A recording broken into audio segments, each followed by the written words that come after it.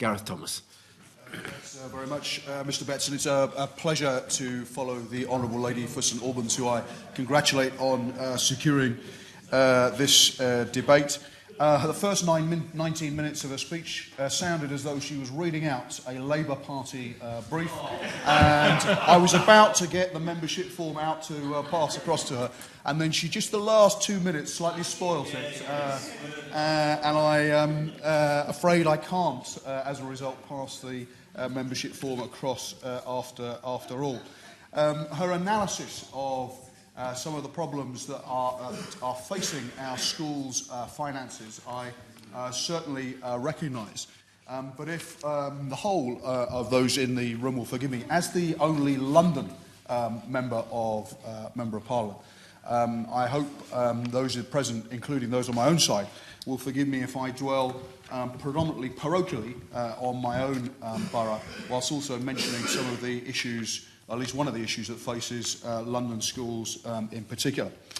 The one thing, if I may just gently chide the Honourable Lady, that was missing from her analysis was any impact, any consideration of the impact on the cuts in general local authority funding and the support as a result that used to be available from local authorities to help schools facing difficult circumstances. Most of that funding is no longer there, and schools have to find their own solutions, some with considerable success, others less so. And that is part of the dimension that I think we need, part of the backdrop that we need to consider. I am privileged to represent schools that, according to the independent analysis of the Education Policy Institute, are in the borough that provides the best education in the country, from when you start off in school through to when you come out.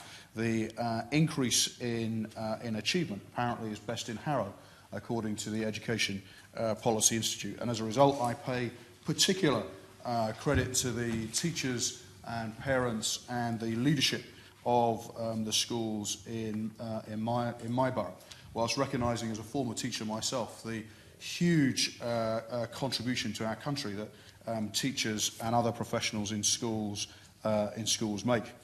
I particularly wanted to highlight the pressures facing schools in my constituency, and I should at this point acknowledge the generous offer of the Minister for Schools, who's currently in his place, to receive a delegation of head teachers from Harrow, which we're in the process of organising. I hope to persuade him not only to meet the delegation, but perhaps to come out to Harrow to see one or two of the schools that face particularly challenging circumstances in my constituency. The average annual cost implication of the financial pressures facing schools in my constituency are approximately, this is over the course of the 12 months, current 12 months compared to the last 12 months, over £203,000 for a secondary school and over £70,000 of additional net costs facing primary schools. That comes from the increase in non-teaching pay awards, non-teaching pensions, the apprenticeship levy, the estimated likely increase in teaching pay awards, other aspects of the incremental costs that come with teachers' pay rises, and doesn't include any increase in the cost of pensions. There are pay pressures too as a result of rises in utility costs, and there is reduced income for primary schools in particular, who are experiencing annual reductions in pupils in receipt of pupil premium grant of an average of some £10,000.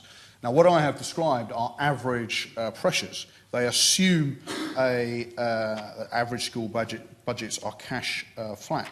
But in Harrow, some 25% of schools that are currently protected by the minimum funding guarantee are expecting to lose roughly 1.5% of their pupil budget per annum as a result of the way the minimum funding guarantee works. And that could equate to a cash reduction of a further £20,000 to £30,000 per annum. Now, if you're losing £70,000 a year as a primary school, that equates to an average cost of 1 to 2 primary teachers, or for a secondary school facing an average loss of £200,000. That's the equivalent of 4 secondary teachers. Now, as the Honourable Lady for St Albans alluded to, what school head teachers and governors are doing is trying to find ways of protecting their experienced teachers who add the most value to a child's education. But every time an experienced teacher goes, often they're being replaced with a newly qualified teacher, many of whom, as she quite rightly says, as she once was, are bright young things, are enthusiastic, are skilled, and have huge contributions to make, but they don't have the same level of experience, and that is a significant problem. Or, as is happening in my constituency, we're seeing the loss of teaching assistants, and that has a particular impact on those with special educational needs, and there is then the knock-on effect on other young people in those classes too. In terms of special educational needs, she rightly dwelt on the particular crisis in funding around special educational needs, of which there has been some very helpful media coverage of late. Roughly half the boroughs in London, as I understand it, are facing significant shortfalls in funding. They're overspending on SEN budgets. Such has been the growth in the pressures, and that's partly caused by some helpful changes in terms of the way the SEN funding review has concluded, leading to an increase in the numbers of post-16 and post-19 SEN children being deemed eligible for funding, and the general demographic growth. And the fact that the formula for SEN is currently based on historic data, as I understand it, for children aged 5 to 16, and doesn't reflect the post-19 inclusion. What is also was particularly helpful about the Honourable Lady's speech was a reference to sixth form provision. And not only has there been the 8% cut in real terms for every school, as the IFS have concluded, but the 21% cut in sixth forms is a particular pressure for St Dominic's Sixth Form College in my constituency. And as I hope there will be an increase in funding for education more generally, I hope ministers in the department will look in particular at sixth forms there. Lastly, I asked the Minister to come to perhaps Grange Farm or Norbury Primary School in my constituency. Their head teachers, I think, are remarkable individuals, hugely passionate and determined to do what they can for their children.